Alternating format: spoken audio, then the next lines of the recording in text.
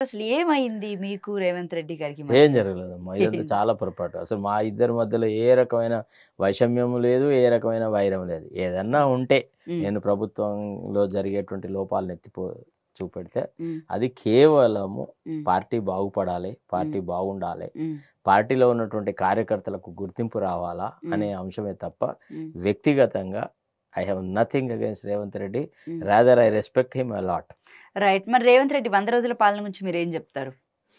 అది అనుకున్న రీతిలో జరగలేదు అనేటువంటిది చెప్తాను. అంటే హ్మ్. పరిపాలనలో ఎంతైతే వడిగా, వేడిగా జరగాలో, ఎంతైతే పార్టీ ప్రణాళికను అమలుపరచడంలో ఎంతైతే చాకచక్యంగా, ఎంతైతే తొందరగా పనులు సాధించాలో అది జరగలేదు.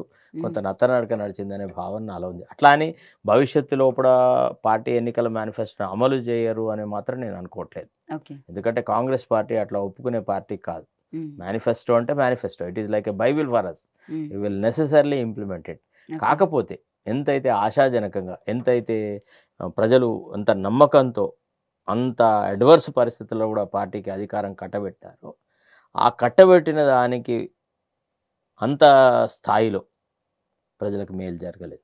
రైట్. చూసుకున్నట్లయితే గనక ఆహ్, గడిచిన 100 రోజుల పాలనలో మనం ప్రజలకి ఇచ్చిన ఒక్క హామీ కూడా నెరవేర్చలేనట్టే కనిపిస్తుంది సార్.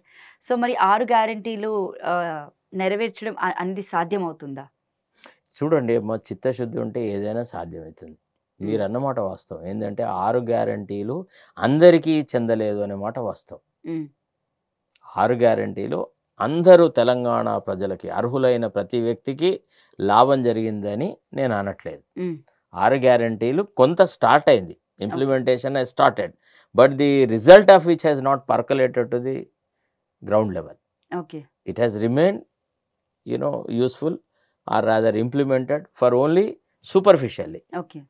సూపర్ఫిషియల్ లేయర్స్‌కి మాత్రమే కొంతవరకి.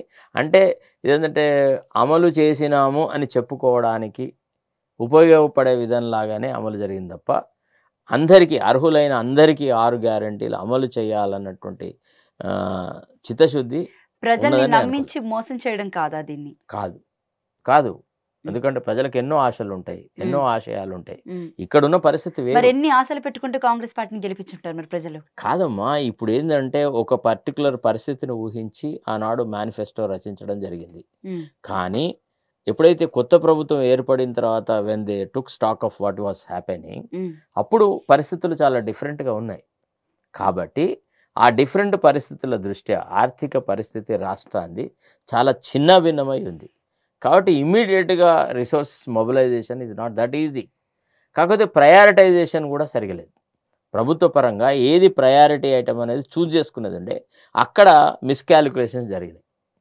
అంటే ఫస్ట్ రాంగానే రైతు బంధు, తర్వాత రైతు రుణమాఫీ, నిరుద్యోగ భృతి, తర్వాత ఇట్లాంటి కొన్ని ఏవైతే లాఫ్టీ స్కీమ్స్ ఉన్నాయో which are intended to benefit the women ఉందో 2500 ఏదైతే మేము అందరూ మహిళలకి ఇస్తా అన్నాము. తర్వాత ఈ కళ్యాణ లక్ష్మి ప్లేస్ లోపల అందరికీ తులం బంగారము, రూ. 1,00,000 ఇస్తా అన్నాము. వీటిని కొంత కొంత ఇంప్లిమెంట్ చేశారు. ఇప్పుడు ఈ 6 గ్యారంటీలను ఎట్టయితే ఇంప్లిమెంట్ చేసినామని అంటారో, ఈవెన్ అట్‌లీస్ట్ సమ్ సెగ్మెంట్స్‌కి కూడా ఇచ్చుంటే ప్రజలలో కొంత కాన్ఫిడెన్స్ ఏర్పడేది. యెస్, వీళ్ళకు చిత్తశుద్ధి ఉంది. వీళ్ళు తప్పకుండా అమలు చేస్తారు. అమలు చేసే ఆలోచనలో ఉన్నారు అనేటువంటి ఇది ఉంటుంది. ఎవరు కూడా 3 నెలల్లోనే, 100 రోజుల్లోనే మనం పెట్టిన విత్తనమే పూలు పూసి కాయలు కాదు కదమ్మా!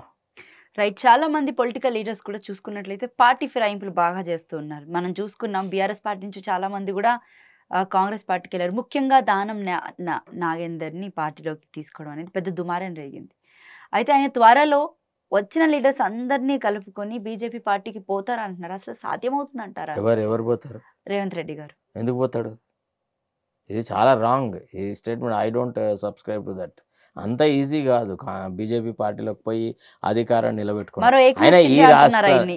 అది హంబగం. ఇది కేవలం హ్మ్. ఆయన ప్రత్యర్థులు వ్యక్తిగతంగా ఆయన పట్ల ఏదో జెలసీ ఉన్నవాళ్ళు, అసూయాపరులు మాట్లాడే మాట గానీ, ఆయన నాకు తెలిసి ఆయన ఏక్నాథ్ షిండే లాంటి పని చెయ్యడని అనుకుంటున్నా. I trust him to that effect.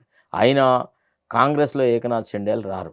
అది శివసేనలో వచ్చినారు. అది చిన్న రీజనల్ పార్టీ. కాంగ్రెస్ అనేది ఒక మహాసముద్రం.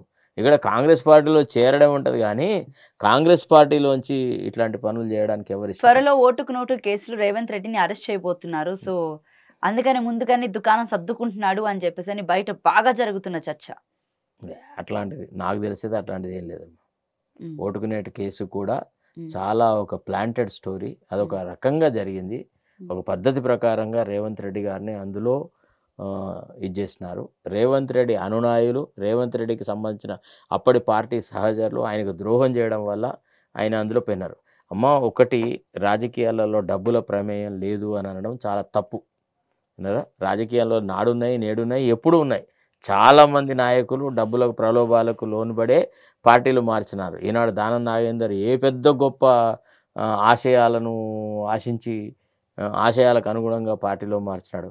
రైట్. దానం నాగేందర్ని పార్టీ మారడం మీరు ఎలా చూస్తారు? అసలు అది పచ్చి అవకాశవాదంగా చూస్తాం. దానివల్ల పార్టీకి నష్టం జరిగింది, పార్టీ యొక్క పబ్లిక్ ఇమేజ్కి డ్యామేజ్ వచ్చింది. అతను వల్ల కాంగ్రెస్ పార్టీకి చిల్లి పైసా ప్రయోజనం లేదు.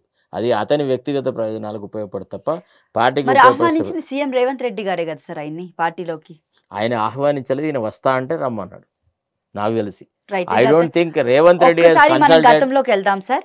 అదే రేవంత్ రెడ్డి గారు క్యాంపెయినింగ్ టైంలో పార్టీలు మారేటోళ్ళని చెప్పులతో కొట్టాలి, రాళ్లతో కొట్టాలి అని చెప్పేసి అని మాట్లాడారు.